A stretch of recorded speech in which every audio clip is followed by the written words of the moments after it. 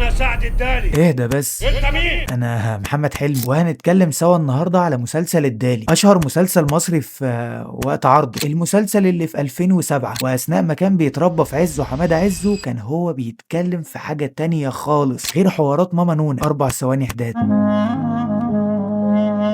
مافيا بقى وعصابات وسجاير بتتحرق وكلام كبير، يعني هو حرفيا كان مكسر الدنيا. ما تبصلوش دلوقتي لانك هتلاقيه من اقل مسلسلات نور الشريف من حيث الشهرة، وده لاسباب كتير ما اعتقدش اننا محتاجين نتكلم فيها. انا سامعك دلوقتي بتقول طب انت هتكلمنا في ايه؟ اصبر عليا بس، هقولك على الخطة، بس الاول هعرفك على حد كده. مش انا عرفتك على الدالي؟ جه وقت الطرف التاني في الحلقة بقى، ده يبقى الباشمهندس عثمان احمد عثمان، واحد من اهم شخصيات مجال التعمير في تاريخ مصر الحديث، ومؤسس شركة المقاولين العرب اللي هي النادي بتاعها لسه راجع الممتاز من قريب. عقبال نادي دمياط. يعني اكيد مش اللي انا قلته ده هو كل انجازات عثمان احمد عثمان. السيرة الضخمة دي صعب جدا تلخيصها في حلقة ولا يمكن في فيلم، لكن يعني ينفع تتعمل في كتاب. وقد كان عمل عثمان احمد عثمان الكتاب ده سنة 1981 وسماه صفحات من تجربتي او تجربتي، يعني ده الاسم الشائع ليه، وهو كتاب مشهور قوي بالمناسبة، وبيتم ترشيحه كتير جدا بالذات للخريجين والناس اللي لسه بتبدأ حياتها. ده على اعتبار ان حد عارف يبدأ حياته يعني وكده. المهم ايه بقى يا عم علاقة الدالي بعثمان احمد عثمان؟ ايه الحكاية؟ هي الحلقة دي المفروض كانت تتسمى ازاي اتأثر سعد الدالي بعثمان احمد عثمان، لكن اللي حصل في مسلسل الدالي ما كانش تأثر، لا ما هو برضو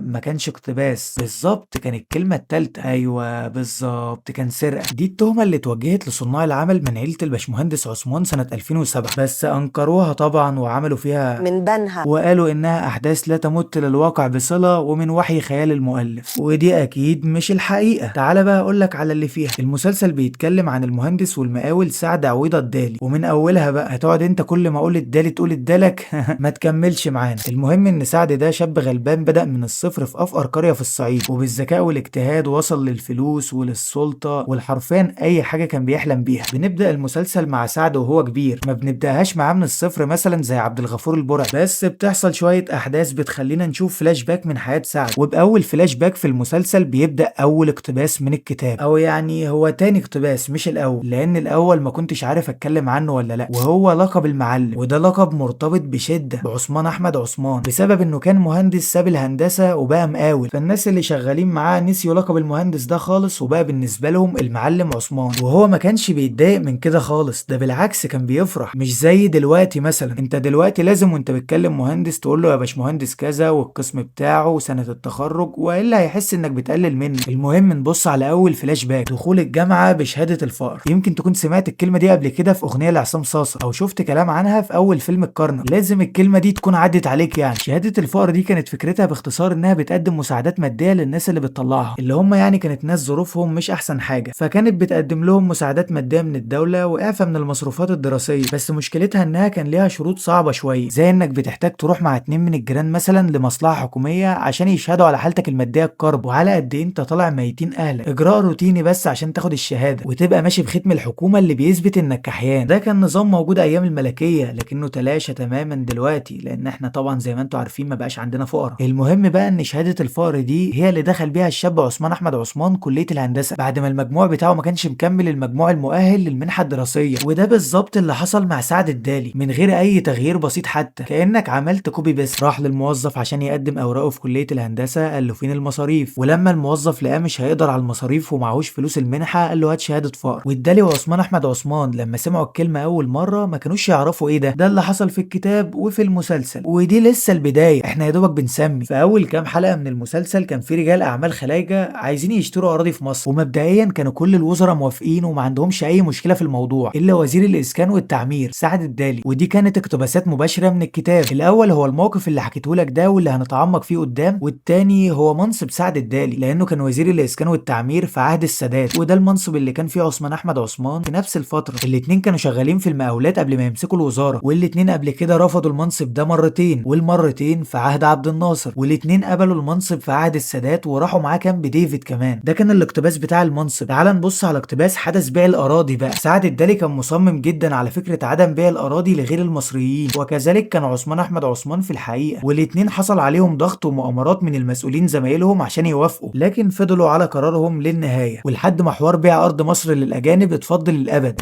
مش للابد قوي يعني. نخش طبعا على الاقتباس اللي بعد كده. في المشهد ده بنلاقي مناقصه معموله عشان يحددوا بيها من شركه المقاولات اللي هتكسب مشروع السد العالي، من غير ما يذكروا اسم المشروع طبعا، لان كده كانت هتبان قوي انهم قصدهم عثمان احمد عثمان. ما انا قايل لك ان هو وشركه المقاولين العرب اللي نفذوا مشروع السد العالي. المنافسه على مشروع السد العالي في المسلسل كانت بتتم بين طرفين. الطرف الاول كان سعد الدالي لوحده، والطرف التاني كانوا مجموعه مقاولين متحدين سوا عشان ياخدوا المشروع ده وينفذوه هم. ومحتاجين نقف حبه هنا بقى عشان نشرح الدنيا في عالم المقاولات بتمشي ازاي. الحوار زي ما انا فهمته يعني بيبقى عباره عن دراسه جدوى بتحسب بيها شركه المقاولات المشروع ده هيتكلف كام مع اضافه مكسبها طبعا، وبيبقى في لجنه مختصه بتقيم دراسات الجدوى اللي عملها المقاولين، او بلغه السوق يعني العطا، وبتحصل مقارنه بين دراسات الجدوى اللي قدموها المقاولين، وهي اللي بتحدد انهي شركه اللي هتنفذ المشروع. عثمان احمد عثمان وسعد الدالي كسبوا مشروع السد العالي بنفس الطريقه، لان مش محتاج اقول لك ان الباشمهندس عثمان برضو كان المقاولين متحدين ضده. الاتنين لما حصلت مراجعه دراسات الجدوى اللجنه لقيت انهم هينفذوا المشروع باقل تكلفه وبفرق شاسع طبعا عن المنافس، او بمعنى اصح عن المنافسين. طب وده ليه بقى؟ هي الناس دي غاويه تخسر؟ لا يا عم، الحكايه مش كده، هفهمك اهو. سواء عثمان او الدالي الاتنين كانوا واقفين بشركتهم في المشروع ده قصاد كميه شركات متحده على انها منافس واحد، وكل حد فيهم عايز يحقق مكسب طبعا. كلهم عايزين يعملوا ربح شخصي، وقيس ده بقى على 10 او 15 شركه. يعني باختصار اللي رفع ميزانيه بناء السد العالي سواء في الحقيقه او في المسلسل كان مكسب المقاولين وشركاتهم، مش تكلفه بناء المشروع نفسه. وده اللي خلى عثمان احمد عثمان وسعد الدالي يكسبوا المشروع. الاتنين بعد ما فرحوا انهم خدوا المشروع لقوا نفسهم بعد كده خدوا حاجه كمان، قرار تأميم شركاتهم. يعني ان شركه عثمان احمد عثمان في الحقيقه وسعد الدالي في المسلسل اتحولوا من الملكيه الخاصه للملكيه العامه، وبعد ما كانوا ملك الفرد واحد بقوا ملك للدوله. ده النظام اللي كانت بتتبعه مصر ساعتها. مش محتاج اقول لك ان نفس اللي حصل مع عثمان احمد عثمان حصل مع سعد الدالي. الفرق بس انهم جابوا ان سعد الدالي ده راجل كيوت جدا وما عندوش اي مشكله خالص مع اللي حصل، عنده مشكله مع التأميم نفسه اكيد، بس مش شايلها لعبد الناصر يعني. وعكس ده اللي حصل في الكتاب حرفيا، من كتر ما عثمان احمد عثمان كان متغاظ من عبد الناصر كنت حاسس وانا بقرا ان هلاقي في اي سطر من الكتاب شتمه بامه. نخش بقى على اخر اقتباس معانا النهارده، واللي هو كان في الحلقه اللي بنشوف فيها فلاش باك بيتقبض فيه على سعد الدالي بسبب تسريب تصميمات مهمه جدا كانت بتنفذها شركته للجيش في 67. كان متهم في القضيه دي هو واحد من مهندسين الشركه، ولما حصل مواجهه بين الاتنين المهندس قال ان اللي طلب منه التصميمات دي شركه مش مصريه، قالوا له عايزينك في شغل بس عايزين كمان حاجه تثبت كفاءتك، وهو طبعا عشان ما عندوش سي في ادالهم التصاميم دي وخلاص. وهم اكيد ناس امينه يعني مش هيعملوا بالتصاميم الخطيره جدا جدا دي حاجه ولا ايه.